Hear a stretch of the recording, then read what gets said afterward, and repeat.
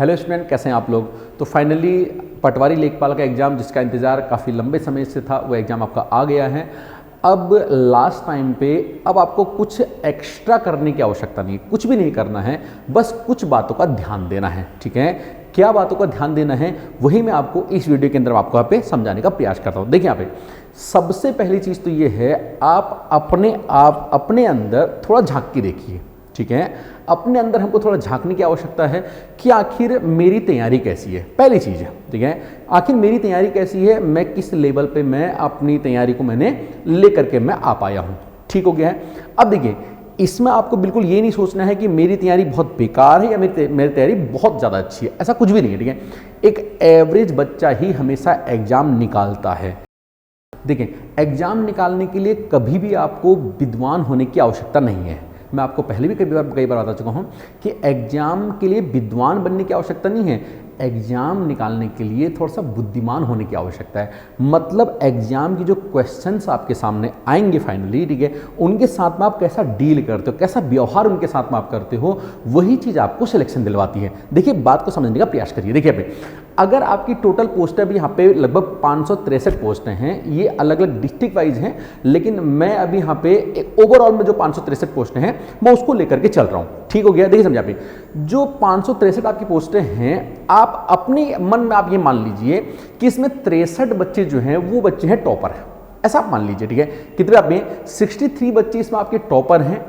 अगर आपकी तैयारी अच्छी है, अगर आपको लगता है कि मेरी तैयारी अच्छी है, तो आप ये मान के चलना जो क्वेश्चन आपको नहीं आ रहा होगा, जो क्वेश्चन आपको नहीं आ रहा होगा वो केवल उन 63 बच्चों को ही आ रहा होगा।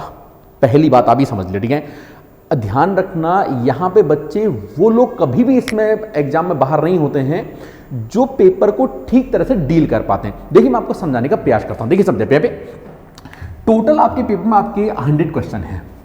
बच्चा बाहर कहाँ पे हो रहा है उसको समझने की आपको बिल्कुल आवश्यकता है। देखिए समझिए यहाँ पे जो लोग बार बार 2-3 नंबरों से 2-1 नंबरों से, देखिए पे जो अच्छी तैयारी वाला बच्चा होता है वो कभी भी ऐसा नहीं होता कि 20-30 नंबर से बाहर हो जाएगा ना। 20-30 नंबर वाले 20-30 नंबर जो बाहर हो रहे हैं फिर वो कहीं ना कहीं उनको भी और ज़्यादा पढ़ने की आवश्यकता है, तो मैं उनकी बात नहीं कर रहा। जो लोग अभी यहाँ पे 5-7 नंबर से बाहर हो रहे हैं वो लोग क्यों बाहर हो रहे हैं उसको समझने का मैं आपका पे समझाने का प्रयास कर। देखिए पे टोटल क्वेश्चन आपके कितने होते हैं, आपके 100। पहली बात तो अपने दिमाग में ये बैठा लेना पे, मैंने आपको पहले ही बोल चुका हूं क्या, जो क्वेश्चन आपको नहीं आ रहा होगा ये मान के चलना वो केवल टॉपरों को आ रहा होगा, वो टॉपर को आ रहा होगा।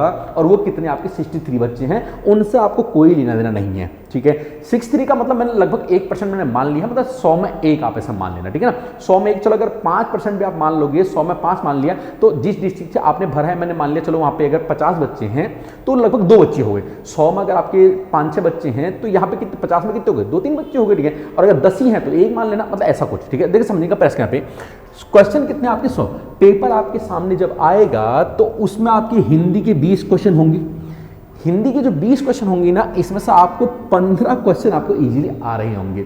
जिनकी तैयारी अच्छी है मैं उनकी बातें कर रहा हूँ। ठीक है ना, ठीक है, मतलब ठीक ठाक तैयारी है। मुझे लगता है कि 20 में से आपके 15 क्वेश्चन आपके नंबर आपके यहाँ पे आ जाना चाहिए। ठीक है, मतलब वो किन की बात कर रहे हैं यहाँ पे, जो 5-6 नंबरों से 5-7 नंबरों से जो बाहर हो रहे हैं, जो पिछले 1-1.5 साल से तैयारी कर रहे हैं और ठीक ठाक मेहनत कर रहे हैं, ठीक ठाक उन्हें लगता है, अपने भरोसा है कि हाँ मेरी तैयारी थोड़ी ठीक ठाक है। ठीक है, क्योंकि चलो देखो तैयारी के दौरान थोड़ा सा अनुभव आ जाता है, पता चल जाता है कि आखिर मेरी तैयारी कैसी है। देखिए यहाँ पे 20 में से 15 क्वेश्चन आपके ठीक हो रहे होंगे, आपको चिंता करने वाली कोई बात नहीं। ठीक है, ठीक है, 40 में से आपके, मैं ऐसा मानता हूं कि लगभग आपके 30 नंबर तक, अगर 30 में थोड़ा ज्यादा बोलना होगा तो आप यहाँ पे 28 मान लेना। ठीक है ना, 40 में से उत्तराखंड के 28 से 30 प्रश्न आपको यहाँ पे आ रहे होंगे, जैसा आयोग पेपर बनाता है। ठीक है, कितने आ रहे होंगे, 28 से। ध्यान रखना ये जो क्वेश्चन मैं आपको बोल रहा हूं आपको आ रहे होंगे 20 में से 15, ये सिलेक्शन नहीं करवाते हैं। 40 में से 30, मतलब 40 में लगभग 28 मान लो यहाँ पे, ये सिलेक्शन नहीं करवाते हैं। ठीक है, देखिए पे जो आपके जीएस के आपके 40 नंबर है, इसमें से आपके 20 आपके आ रहे होंगे, 20 आपको आ रहे होंगे।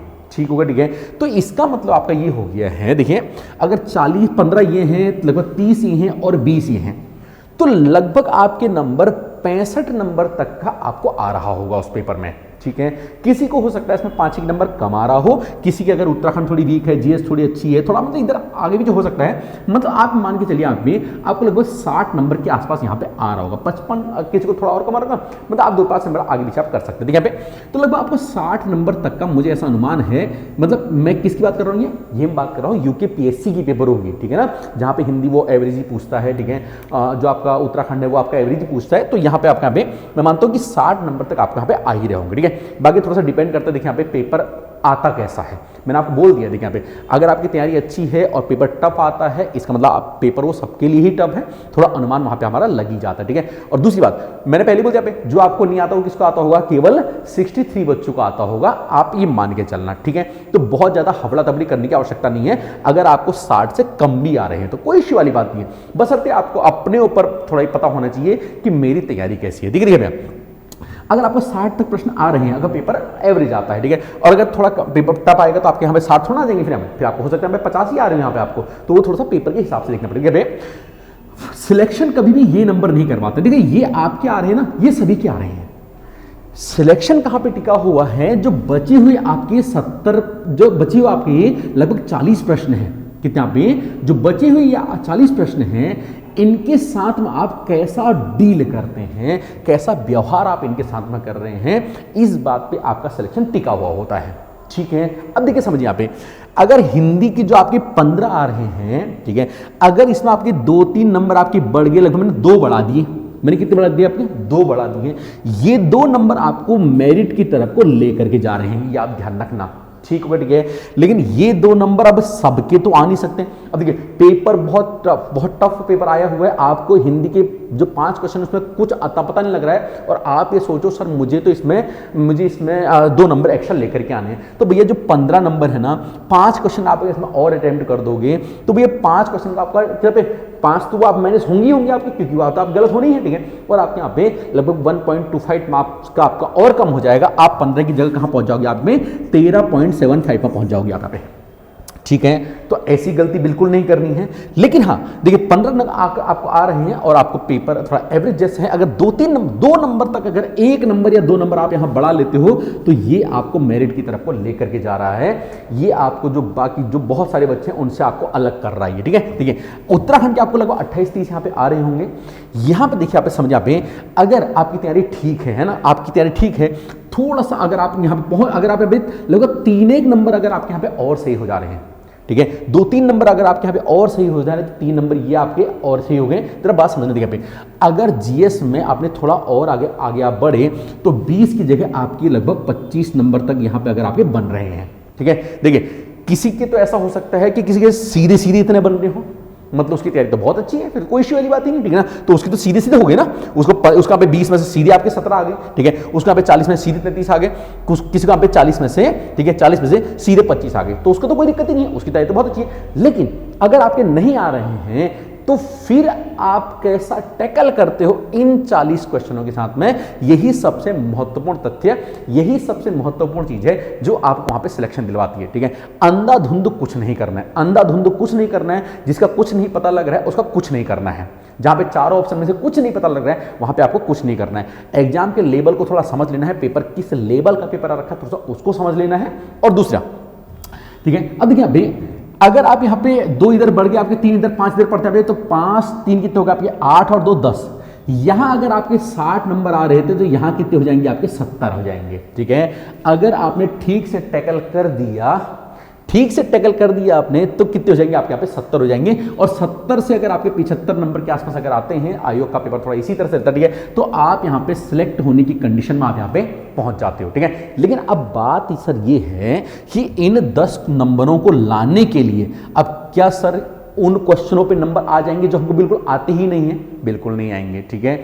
उन पे नंबर थोड़े ना आ जाएंगे। अब आपको आ ही उसमें 65 रहे 60 रहे हैं, पेपर ही टफ है, तो थोड़ा ना उसमें आप जबरदस्ती का 10 नंबर आप उसमें एक्स्ट्रा लेके आ रहे हो, नहीं, बिल्कुल भी नहीं, ऐसा नहीं है, ऐसा नहीं होगा।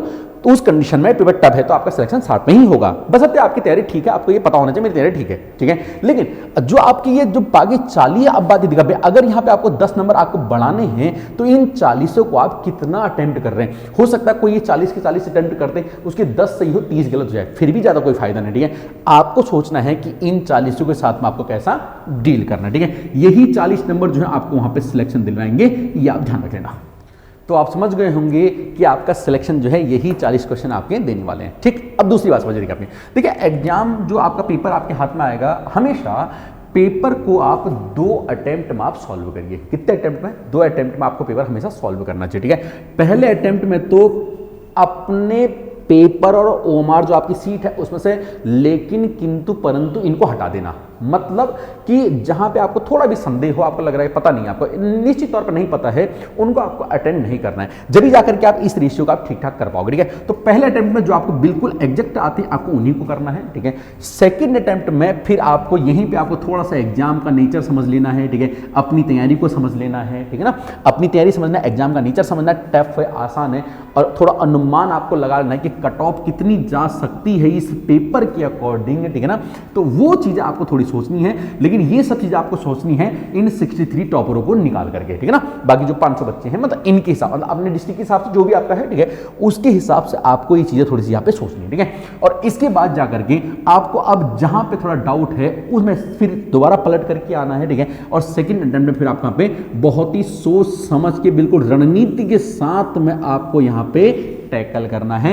यही वो 40 क्वेश्चन हैं जो आपको मेरिट में लाएंगे या फिर बाहर कर देंगे। सिलेक्शन इनसे नहीं होता है, इनसे किसी का भी नहीं होता है, ठीक है ना। कोई बिरला ही होंगे जो एक ही बार में 80 मार देंगे, वरना ऐसा होता ही नहीं है, ठीक है ना। आपके 60 आपके भी 60 एक आ रहे होंगे, जो बहुत टॉपर होगा ना, ये जिनकी मैं बात कर रहा हूँ यहाँ जो बहुत टॉपर होंगे, इनके ही बहुत ज्यादा नहीं आ रहे, इनके भी अगर आपके 60 आ रहे हैं तो मान लो इनके 66 आ रहे हैं या 67 नंबर आ रहे हैं, इन लोगों के आ रहे हैं, ठीक है ना। लेकिन आप ऐसा नहीं, आप यहां तक पहुंच नहीं सकते, ऐसा कुछ भी नहीं है, ठीक है ना। ठीक है, आपको यहाँ पे जो ये 40 नंबर हैं, 40 क्वेश्चन है, इनके साथ में आपको कैसे करना है, आपको ये वहां पे आपको ध्यान रखना है, ठीक हो गया, ठीक है। चल ठीक है, देखिए तो ये तो रही आपकी रणनीति, आपके बारे में आप ये दूसरी बात।